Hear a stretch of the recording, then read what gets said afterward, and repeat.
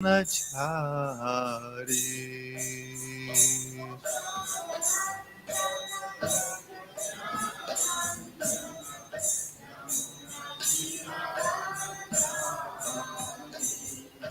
Yashodanandana Vraja Jana Ranjana Yamuna Tiravanachari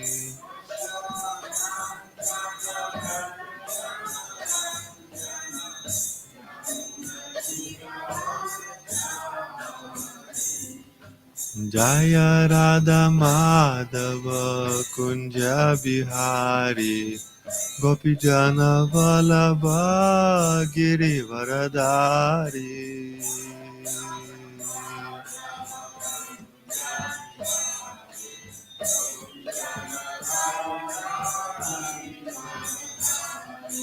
Jaya Radha Madhava Kunja Bihari Gopijana Vallabha Girivaradari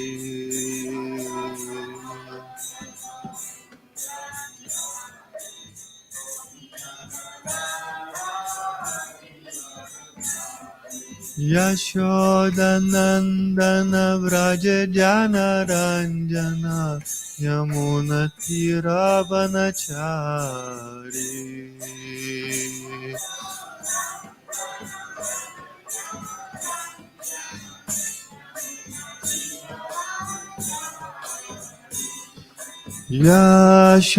Yashodanandana Vraja Jana Ranjana Yamuna Tiravanachari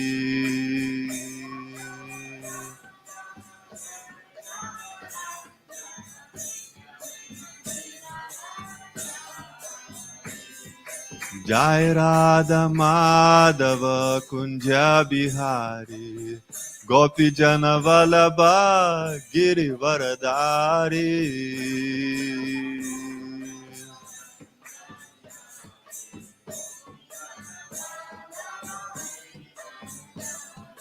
Jaya Radha Madhava Kunja Bihari Gopi Jana Vallabha Girivaradari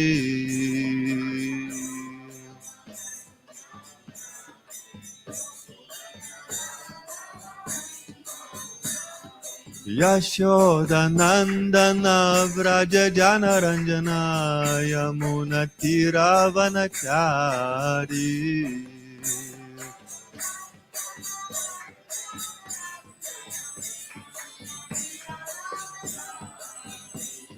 Yashodanandana Vraja Jana Ranjana Yamuna Tiravanachari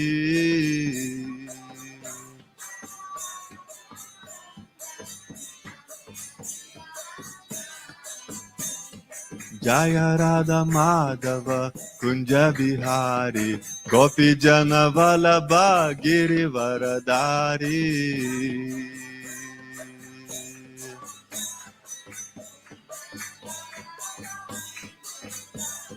Jai Radha Madhava Kunja Bihari Gopi Jana Vallabha Girivaradari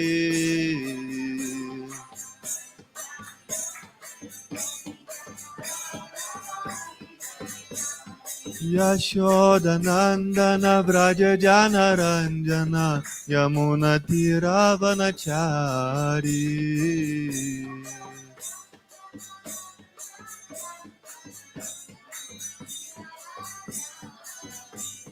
Yashodanandana Vraja Jana Ranjana Yamuna Tiravanachari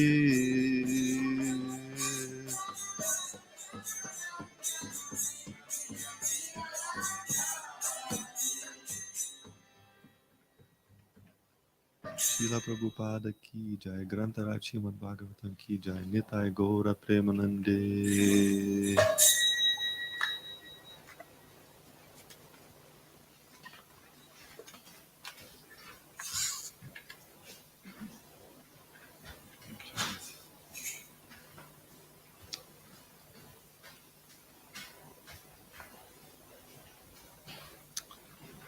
Reading from Srila Prabhupada Lilamrita.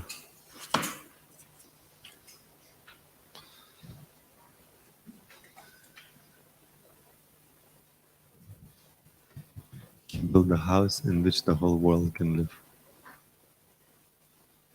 This chapter is entitled Only He Could Lead Them.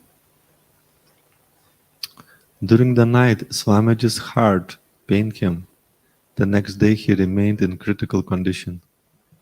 He could speak but softly and was too exhausted to converse. Skeptical of the doctors, he diagnosed himself a heart attack affecting part of his brain, thus paralyzing the left side of his body. Massage, he said, was the cure. Brahmananda. The day after Memorial Day, we had to arrange for an ambulance. Bet Israel had no ambulance, so I called a private ambulance company. It was all arranged with the hospital that Swamiji would arrive at 9 o'clock that morning. But the ambulance didn't come until about noon. During this time, Swamiji kept moaning. Then finally the ambulance came, and they were horrible guys. They treated Swamiji like a bundle of cloth. I thought it would have been better if he had taken Swamiji in a cab, if we had taken Swamiji in a cab. At Bet Israel, the doctors, or more often their aides, took blood, gave injections, and investigated. Their diagnosis wasn't conclusive. They had plans for experiments. Then suddenly a doctor came in and announced their next move, a spinal tap. Swamiji was too weak to discuss the pros and cons of a spinal tap. He had put himself in the care of his disciples and Krishna. The doctor didn't want to be impeded. He explained why a spinal tap was necessary, but he wasn't asking for consultation or permission. Everyone, except Kirtanananda, who insisted on staying, had to leave the room while the doctor performed the spinal tap.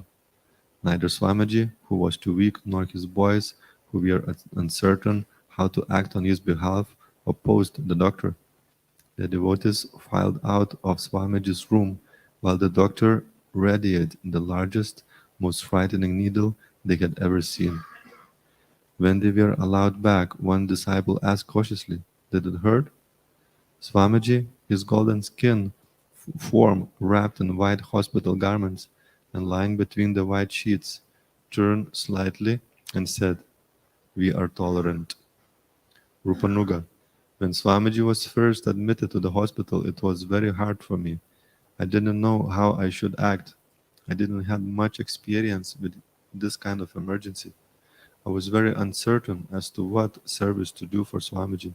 It was a frightening experience. Swamiji's life was at stake, yet his disciples didn't know what to do to save him. He lay on the bed as if at their mercy, but the hospital staff considered him their property, an old man with heart trouble, a subject of investigation. Should they allow the EEG? What was an EEG? Was an operation necessary? An operation? But Swamiji had said that he should never even be brought to a hospital. Give him massage was all he had said, and chant Hare Krishna. His Divine Grace A.C. Bhaktivedanta Swami Prabhupada Ki Jai. Om Namo Bhagavate Vasudevaya.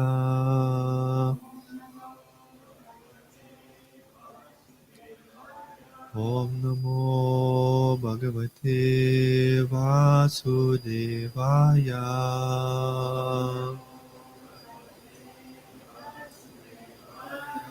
Om Namo Bhagavate Vasudevaya.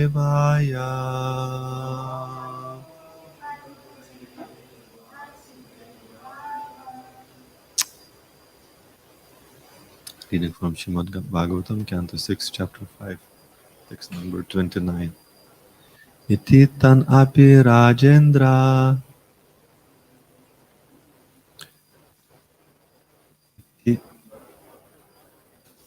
Sorry? Oh, sorry, this myself then. Praja Sargadiyo Muni Upitya Narada Praha Vachakutani Purvavat. O King Parikshit, Narada Muni approached the sons of Prajapati Daksha, who were engaged in tapasya to beget children, and spoke enigmatic words to them, just as he had spoken to their elder brothers. Dakshayana Samshrinuta Dakshayana Samshrinuta Gadato Nigamam Mama Gadato Nigamam Mama Anvichatanupādavim Anvichatanupādavim Bratrinam Bratri Vatsala Bratrinam Bratri Vatsala Dakshayana Samshrinuta Gadato Nigamam Mama Anvichatanupādavim Bratrinam Bratri Vatsala Dakshayana Samshrinuta Gadato Nigamam Mama Anvichatanupādavim Bratrinam Bratri Vatsala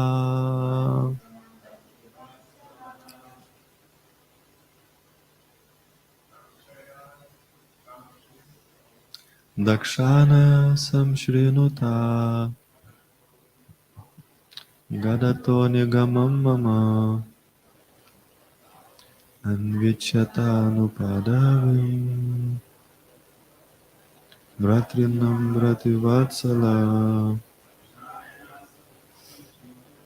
Dakshayana Samshrinuta Gadato Nigamam Mama Anvichatanupādavim Bratrinam Brativatsala Dakshayana Samshrinuta Gadato Nigamam Mama Anvichatanupādavim Bratrinam Bratrirvatsala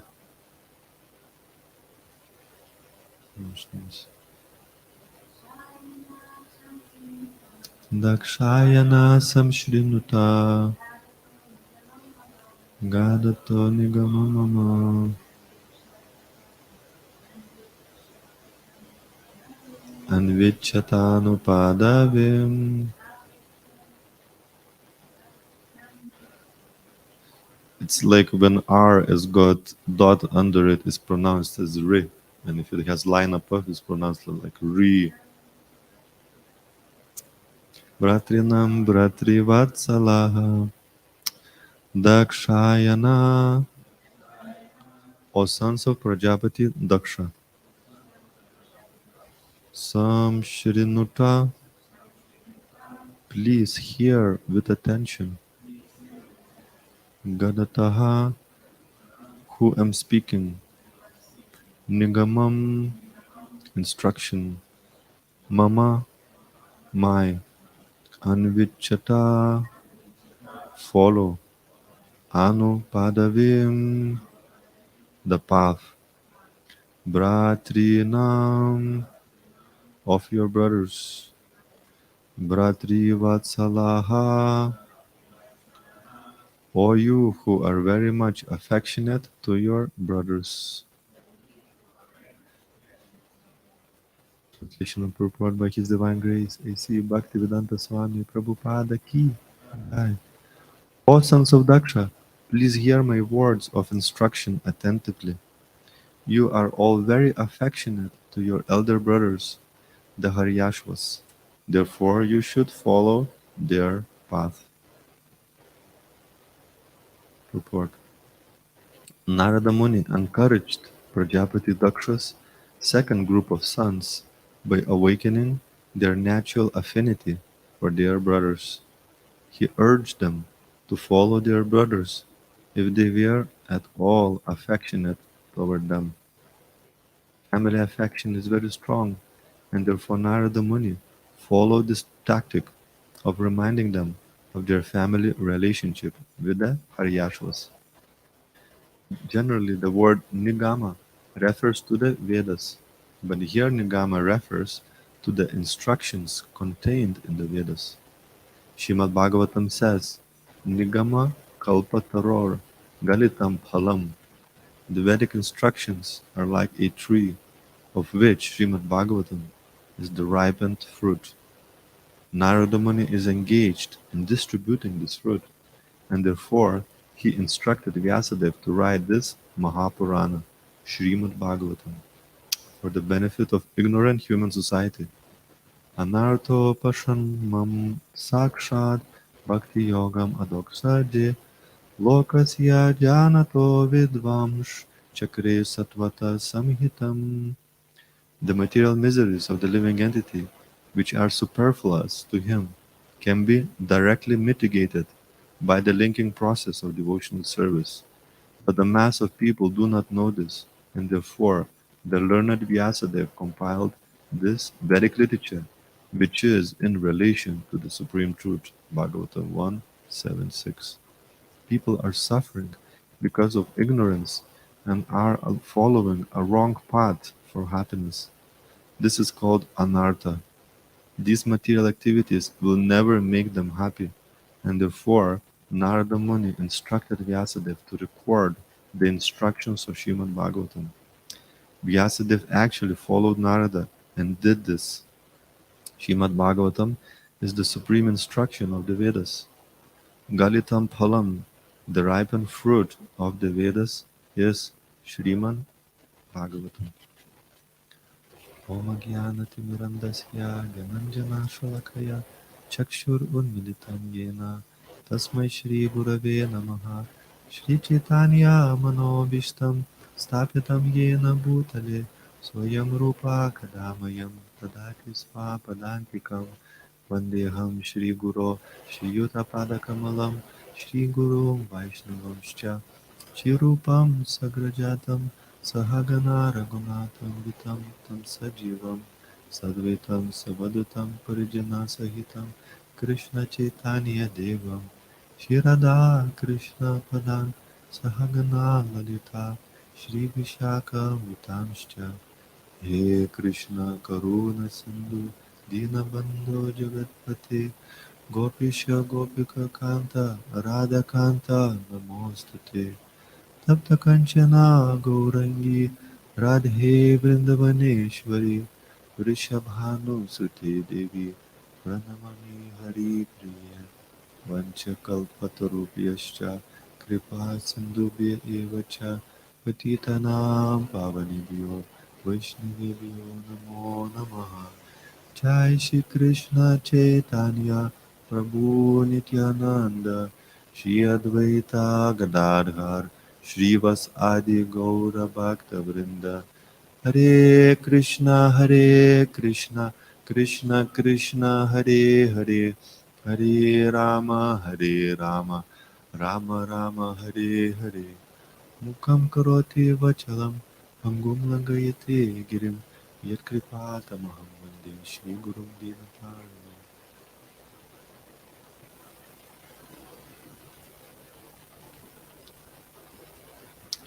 So the translation again. O sons of Daksha, please hear my words of instruction attentively. You are all very affectionate to your elder brothers, the Haryashvas. Therefore you should follow their path.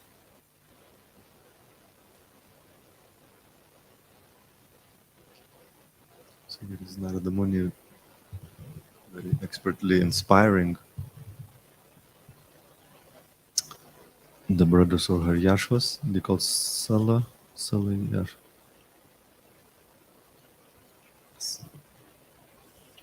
see.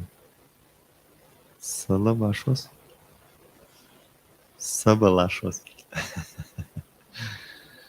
This can be a bit, not a bit, quite a bit tongue twister, Sanskrit. You know, in the previous ages, they must have had a lot better developed apparatus of the speech to be able to like sing and converse. It used to be a conversational language, actually, Sanskrit. So to converse in Sanskrit, you had to develop some muscles. So Savalashvas. So Narada Muni is inspiring very expert in Savalashvas to follow in the footsteps of their brothers. And it is very, very interesting that this inspiration was based on the affection that they felt for their senior brothers, natural affection. And you can see that Srila Prabhupada very much inspired his disciples, and of course it continues as well, the legacy in grand disciples and grand disciples is through the affection. One of the main ways how he inspired is actually through this affection. He actually somehow or another, through his care and unconditional compassion, he made his disciples to love him. Because in material world there are so many people and relationships and interactions, they lack of that true compassion and true love. And there is often some motivation that is involved. So often, in personal speaking, and many other devotees have said that when we meet devotees, the quality of interaction is often quite different, because there is some genuine desire to help a person without expecting anything in return. Because that mood and spirit and the attitude is actually communicates to people more on a almost like a subtle level, subconsciously, that this actually person doesn't want anything from me, just want to help. And Srila Prabhupada exemplified that so much from the first days when the 26th Avenue temple has started, and even before that,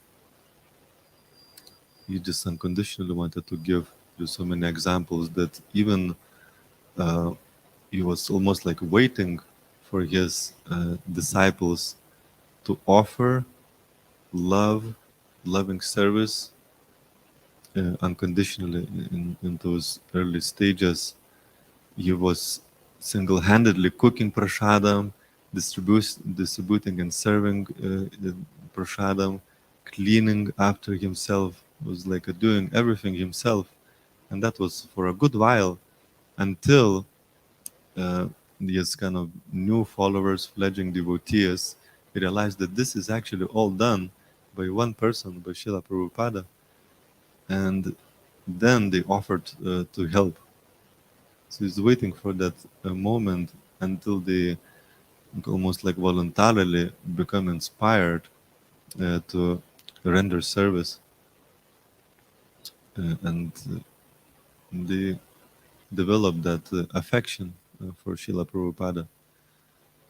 So of course there is also, you know, other side of Srila Prabhupada when the devotees actually do take initiation and they become committed. Um, there is also this instruction of spiritual master, and there is a certain degree of kind of pushing through the modes. But you can see that devotees were prepared to go to any part of the world because of to render service and to share Krishna consciousness, because of the affection that they felt for Srila Prabhupada, and because of that love that Srila Prabhupada had for his devotees. So, and of course, a person who is nice and the person who is responsible, and decent. A decent person reciprocates with the love that is being shown. More at the stage of maturity, of course, because while children are there, when the children are small, we usually they more like a take, they take a lot of love, and they need that a lot of love in their growth. But as they become grown up, uh, then they start feeling responsible and start appreciate more the love that has been shown. And if the parenting has been good and if the person is genuine, then they want to give something back in reciprocation with that love. So, of course, we discussed Vyasa Puja not so long ago, and it is reminding to us how much sacrifice Srila Prabhupada went through to give us Krishna consciousness in the service of his spiritual master, in the service of Krishna. He did so much, and we are reading now in uh, Lilamrita that he's going through his third heart attack, and you may wonder, of course, why Krishna made his pure devotee to suffer so much. But of course, there are many different reasons. But one of the reasons is to show how much they are prepared to continue in their service and continue giving and sharing Krishna consciousness despite of the many difficulties, including the physical difficulties. Like when we get sick, like COVID has been spread everywhere, and or even flu, it really slows us down. We, kind of prepare to give up, and you do give up, and it is sensible thing to do to actually slow down and recover. But Srila Prabhupada, of course, when he was going through heart attacks, he stopped all his preaching, but still continued in another sense to preach. Like we had this, as we read, this big, how you call it, what is that instrument that we inject the medicine? Syringe. Syringe. He had this huge, massive syringe injected into him. And when he was asked, did you feel any pain? Prabhupada said, we are tolerant. So he went really through fire to give us Krishna consciousness, and that was a further heart attack. And he also had to go eventually to India uh, to fully recover because the weather was better and more favorable for his health. But as soon as he was feeling better, then he was back. He was back in the West to continue pushing this movement and sharing Krishna consciousness all around the world. He continued in this very intense schedule, traveling around the world.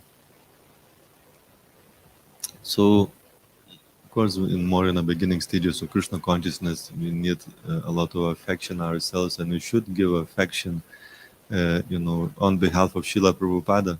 Actually, devotee uh, uh, is supposed to give that affection because, and to experience Krishna's affection directly, that requires a good few years of practice and purification and advancement to start directly experience Krishna's affection on a regular basis. Sometimes we may get a glimpses of Krishna's affection in some very wonderful kirtan, and this smile from the deity, or smile from Srila Prabhupada, or smile from the picture. When the Lord is pleased, we do see various signs and that he is pleased, and it can manifest in this wonderful kirtan uh, or some verse that really speaks to us. Krishna can speak to us.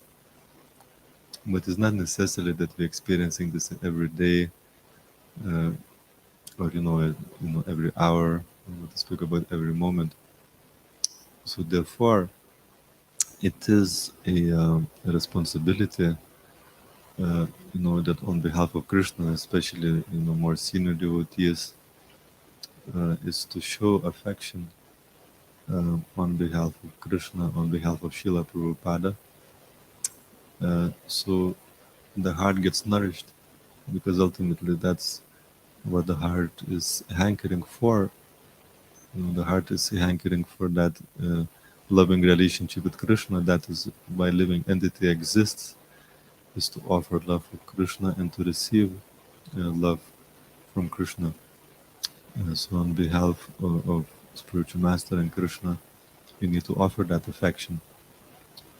And even if you are a beginning devotee, and there are many opportunities, to build very close relationships and friendships with the peers, and also we can go out and distribute books. And we not necessarily the affection as well is an interesting thing, in materially conditioned idea is that we may have just kind of feel that affection has to be always expressed as a feeling, but actually, никогда не тая моя пушащики.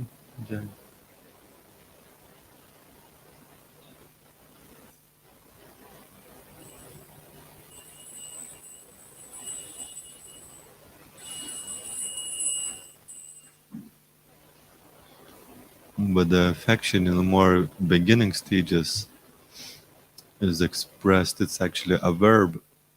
It is a verb. Love is a verb, so it is an action.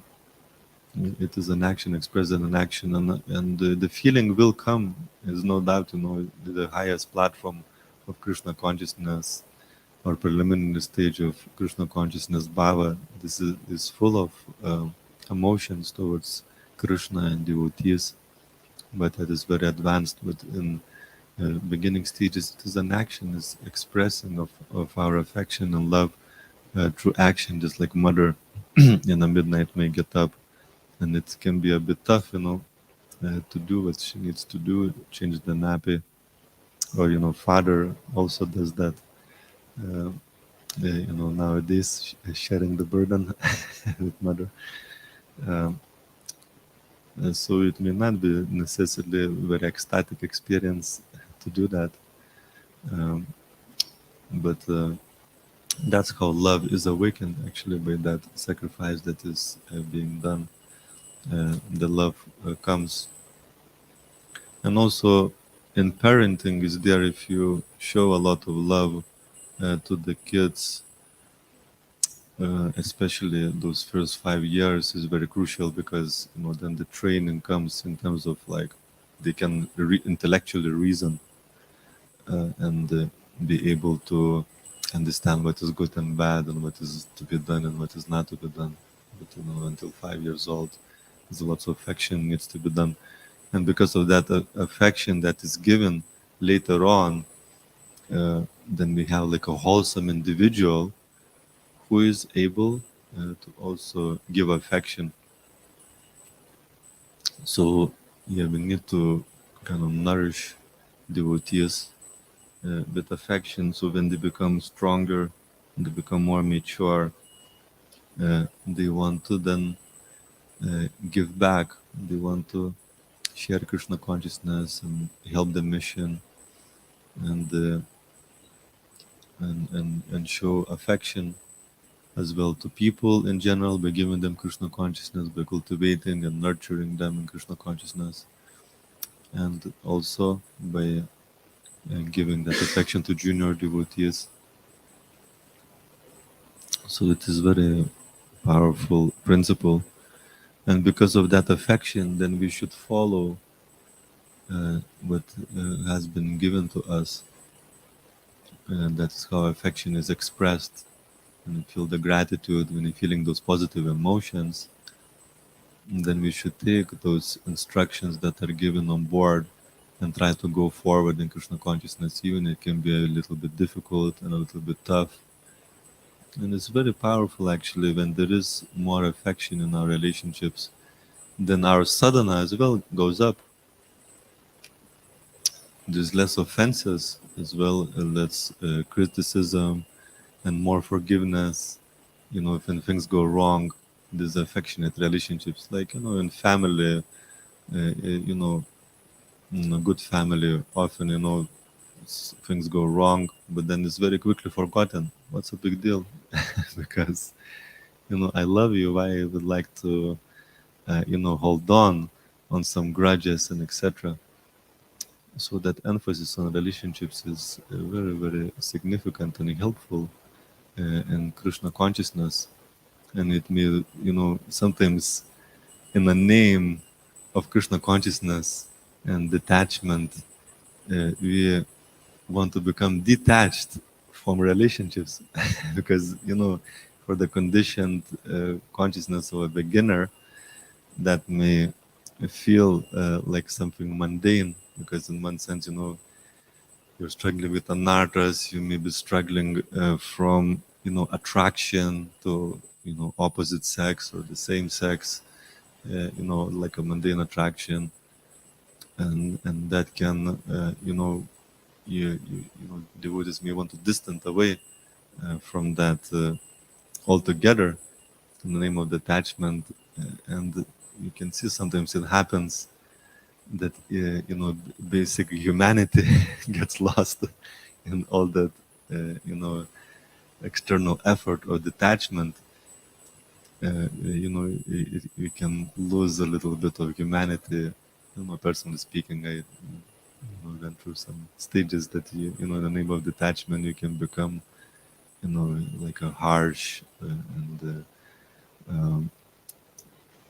the interactions can become not very friendly, and etc. And then that leads you into lack of inspiration in Krishna consciousness. The sadhana actually suffers, although it looks like a mundane thing. You know, your sadhana will suffer, your spiritual life will significantly suffer, because we are among devotees, we're interacting with devotees who are, of course, Krishna loves, you know, all living entities, but he says, yeah, especially he loves his devotees. It's very natural, although Krishna is impartial. But when somebody shows an extra affection, just like in a school, a teacher, you know, theoretically speaking, is impartial to every student.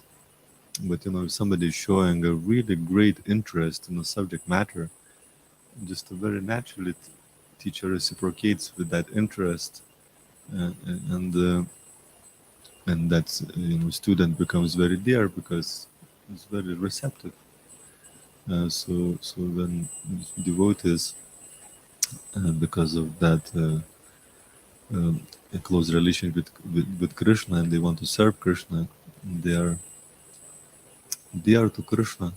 So therefore, we have to tread carefully and through devotee association. It's not easy thing to do. You know, we're conditioned with various negative emotions. Some days don't feel like getting out of the bed. Some days we may get frustrated because, you know, the material desires are still there, and, you know, we are trying to distance away from them. So there's a various challenges. So we have to be as well, you know, understanding and forgiving to other people that they may be going through some, you know, tough period and tough times, and we also need to be compassionate to ourselves too, not to get too hard to ourselves as well, and take the help that we need,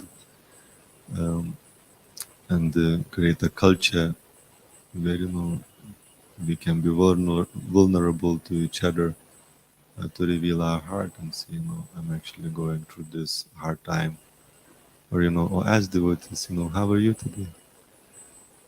It's like Pradyumna Prabhu asked me this morning, and it actually means a lot. It means really a lot, you know, how are you today? And, you know, he means it. how he means it when he asks this question.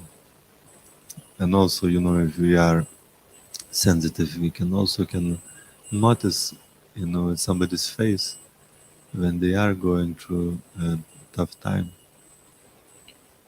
And that's also like is helpful for our outreach. Like yesterday, we went to this funding event, and I was speaking with this one lady representing renewable energy.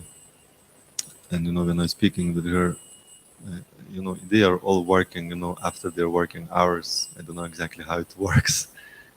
I don't know how much is expected for them to do that, but it was, outside of their. I mean, they probably get still paid for it. I don't know exactly how it works, but anyway, this definitely was beyond their like 8 hours. Maybe they're working from home and they take a nap, but anyway, this lady, she was, like even you like have a lot of weight on your shoulders, and your back starts aching. So I was speaking with her. She was like closing her eyes, and she was like trying to get some relief from the back pain. Then I asked her about this, about the back pain, and gave some suggestion. Speaking a little bit about yoga and that kind of thing. And you can see, a person really appreciate it, and kind of heart opens up. And as well, in that kind of settings, you think, is there really a possibility to uh, give something Krishna conscious? And then there was another gentleman from funders, speaking a little bit about mental health and about the physical dimension of the health and the emotional dimension and the spiritual dimension, and and the spiritual dimension being like, like having some meaning to life. And then he said, during pandemic, he's never had a mental health problem, but when everything was shut down and closed down and etc., this question about the meaning, why I'm doing everything came in, because people lose that in their daily routine of, 9 to 5, and, getting drunk on the weekend. They lost the meaning to their existence, and they don't even realize it. And actually, Prabhupada says to lose the meaning to your existence is the main cause of anxiety and depression and stress. He says in Bhagavad Gita. So you kind of acting and functioning, but there is no meaning to your existence. And you may not realize it for decades. Just become so absorbed into your responsibilities as a family, maybe for the family and for the job and for etc. career, that you can lose. And then, when so the pandemic was there, but sometimes until 50, 60 years old, until that reality hits you when the children has grown up and you achieve your career goals, when that reality may very painfully hit you, that what is the meaning to my existence? Again, the same question that we may ask, when you're 18, 19, 20 years old. So this pandemic gave a chance for this person as well. He was thinking, what is the meaning to my existence? And because, of Christian affiliation, although he's not practicing Christian, at that time, he actually started to watch Pope. And he decided after pandemic, I'm going to go and see the Pope. And actually yesterday he said he already booked the ticket. He decided to fulfill, that inspiration. So it's just like opened up, just a little kind of thing we just speaking about funding, and just opened up to this whole thing. Uh, so this very, very powerful principle, and it's not like we manufacture affection, but we can of course practice it. We can practice it, and the more we give to others, the more they're able to give to others themselves. There is this 3 stages of Krishna consciousness: is showing affection to those newcomers, and then there is a training stage, and then there is an empowerment stage. Whatever the affection and the training that has been received, then it is passed further. Again, affection and the training is passed further, and this is Guru Parampara system. So, are there any questions or comments on these points? Yes, please. Whoa. Just to learn, we need to reduce the volume. It is number 3 or 4. Number 3 or 4. Try 4. Okay, it's 4. Hare Krishna. Thank you, bro. In this verse, it's talking about the affection that the Savalashvas have for their elder brothers, the Haryashvas. But I think they, as far as I can tell from reading the pastime, they never actually met these older brothers.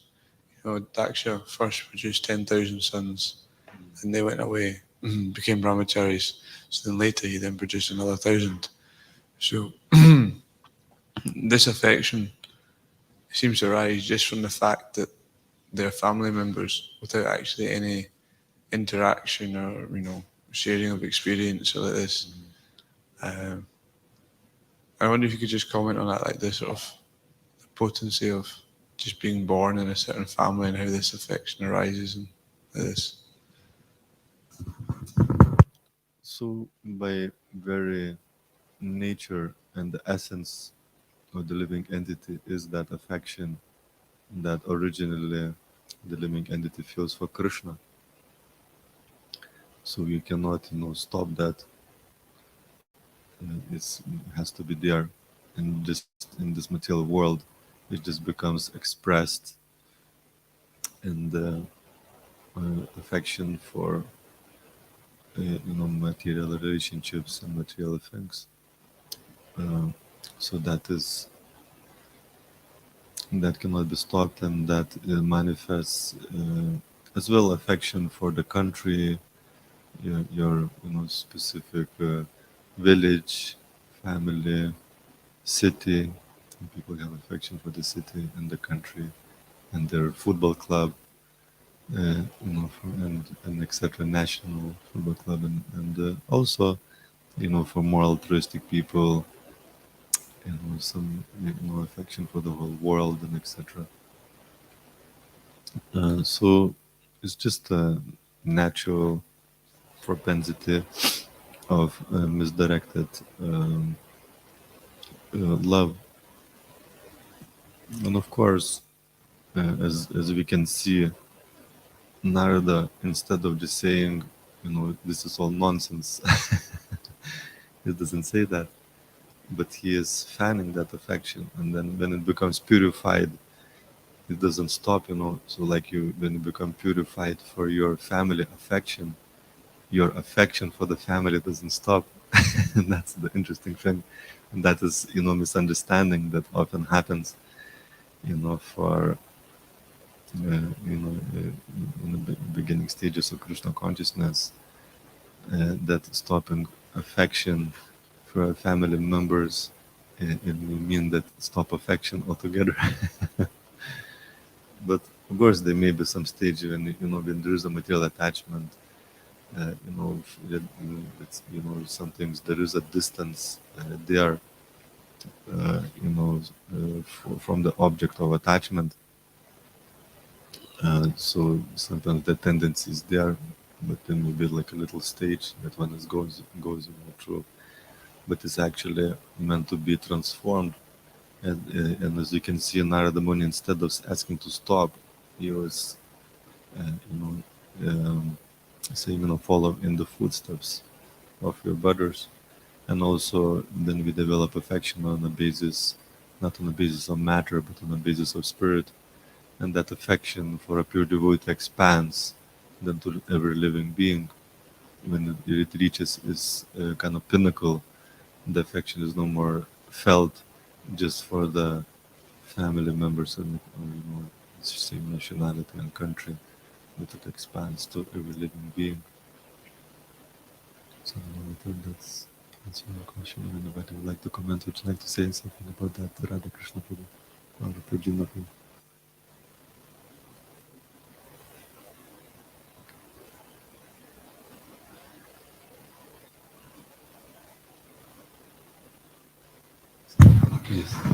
So my experience is that family affection actually goes through different generations, and that you can have affection for a family member that you've never met or that you don't remember.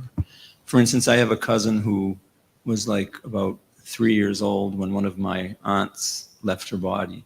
And she doesn't remember that aunt, but just from hearing stories about her and seeing where she lived and things like that, she's very, very attached to this aunt. I can't understand it, other than that's just a natural affection. And you see it a lot of times in families where one time I was in the mountains in Slovenia and there was a little shrine for somebody who had been killed in World War I.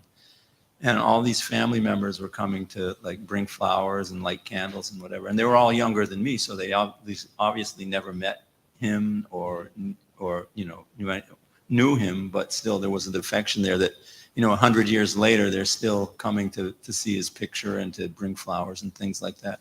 So I think that's just natural within families, that affection is there. So. Nice, thank you. That's really a good point. And actually that also acts on transcendental platform. We haven't personally, apart of, Radha Krishna Prabhu, we haven't personally met Srila Prabhupada. But yes, please. Mother Yasoda is in Vatsalya Ras, and that is coming from how much affection the cow has for her calf. Not that the cow's affection for the calf is coming from Mother Yasoda for Krishna. It's coming from the cow's affection to the calf. Vatsalya Ras. So in a similar way, we can love Srila Prabhupada because of what he given to us, and the more we actually experience and take seriously Krishna consciousness, and we can appreciate the gifts given, the more we're grateful we can be for those gifts. And then we hear about Srila Prabhupada's interactions with the devotees and affection for devotees. And then that slowly we can, as we get to know you more and more and more, then we can feel, in the beginning, appreciation and gratitude, and in the course of time, love for Srila Prabhupada can awaken. And in an ultimate sense, in the same with Krishna, we haven't, in one sense, met him, at least in this material existence. We had, as we understand, relationship with Krishna is already there, but it's forgotten. So as we hear about him more and more, and as we read as well instructions attentively, please hear with attention, he says. And as we hear with attention the instructions of Krishna, the pastimes of Krishna, and the pure devotees explaining about Krishna, then that will, although we haven't met Krishna, technically speaking, at least we have forgotten, and that we have met him ever. That affection slowly awakens as the heart becomes pure. Thank you very much. Next question. Grantharaj Srimad Bhagavatam ki jai, Nitai Guru Premanande.